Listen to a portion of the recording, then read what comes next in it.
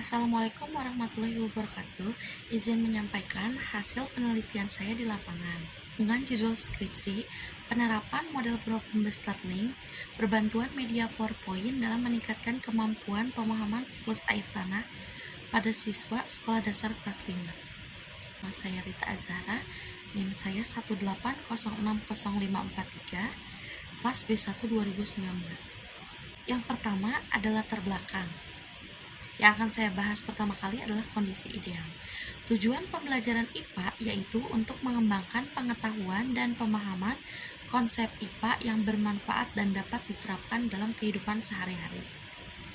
Kedua, kondisi nyata. Pemahaman konsep IPA pada peserta didik masih rendah. Artinya, pembelajaran yang telah dilakukan masih belum sesuai dengan tujuan pembelajaran yang diharapkan. Yang saya berikan adalah penerapan model problem-based learning berbantuan media PowerPoint dalam meningkatkan kemampuan pemahaman siklus air tanah pada siswa sekolah dasar kelas 5. Yang kedua, rumusan masalah. Pertama, bagaimana kemampuan pemahaman peserta didik kelas 5 pada siklus air tanah yang diajarkan sebelum dan sesudah menggunakan model problem-based learning melalui berbantuan media PowerPoint. Kedua, dapat menganalisa penerapan model problem-based learning berbantuan media PowerPoint dapat meningkatkan kemampuan pemahaman siklus air tanah pada siswa sekolah dasar kelas 5. Yang ketiga, untuk menganalisa kesulitan pada penerapan model problem-based learning berbantuan media PowerPoint untuk meningkatkan kemampuan pemahaman siklus air tanah pada siswa sekolah dasar kelas 5. Ada kajian teori tentang PowerPoint. Menurut Daryanto menyatakan dalam kegiatan belajar mengajar PowerPoint memberikan posisi yang sangat strategis di mana PowerPoint merupakan objek sehingga kecanggihan PowerPoint dan fitur-fiturnya yang tersedia dalam PowerPoint menarik perhatian siswa atau dapat dikatakan bisa mengendalikan perhatian siswa yang membuat siswa tertarik pada proses pembelajaran. Kemudian, menurut Mudlovir, menyatakan juga bahwa saat ini PowerPoint adalah pembelajaran yang sangat populer, yang digunakan tidak hanya di sekolah tetapi juga di bisnis, perusahaan, karena PowerPoint juga dirancang untuk dapat menampilkan program secara menarik, mudah dibuat, dan digunakan relatif sederhana. Kemudian, model problem-based learning.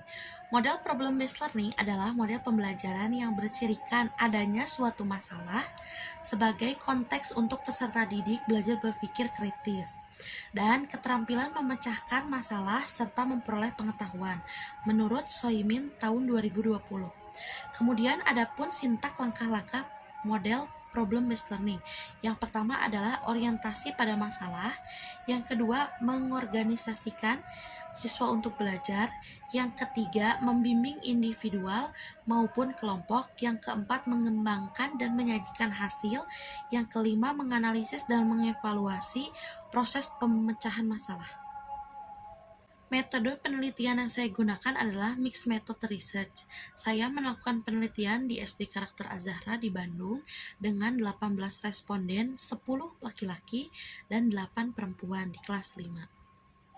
Saya menggunakan penelitian kuantitatif dan kualitatif.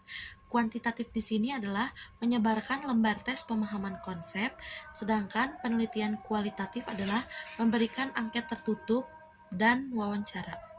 Kemudian hasil pembahasannya ada pretest dan posttest. Pretest di sini terendah adalah 50, tertinggi 90 dengan rata-rata 65. Sedangkan posttest terendahnya 70, tertingginya 100 dengan rata-rata 85. Di sini saya lampirkan dokumentasi saat saya penelitian, ada saat di kelas berfoto bersama anak-anak, serta sedang mewawancarai responden yaitu wali kelas 5.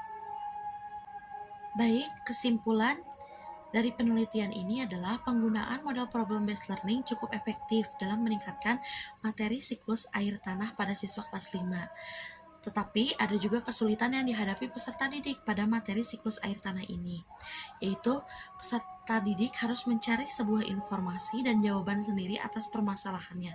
Karena dalam materi siklus air tanah ini, peserta didik banyak menemukan bahasa-bahasa yang belum dipahami dan masih kurang atau sulit diingat.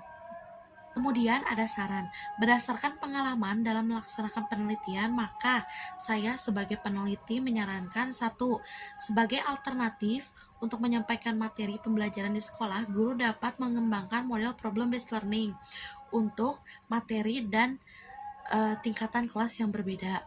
Kedua, guru diharapkan dapat membantu siswa agar lebih sering belajar membaca, dapat menyediakan sarana dan prasarana dengan menggunakan model problem based learning ini. Yang ketiga, siswa dapat berpartisipasi secara aktif dalam setiap pembelajaran, memperhatikan penjelasan guru. Mereka juga harus sering bertanya apabila penjelasan guru masih ada yang belum dipahami atau kurang dimengerti, sehingga hasil belajar siswa diharapkan dapat mencapai nilai yang telah ditetapkan. Mungkin itu saja yang bisa saya sampaikan. Mohon maaf apabila banyak kesalahan. Wassalamualaikum warahmatullahi wabarakatuh.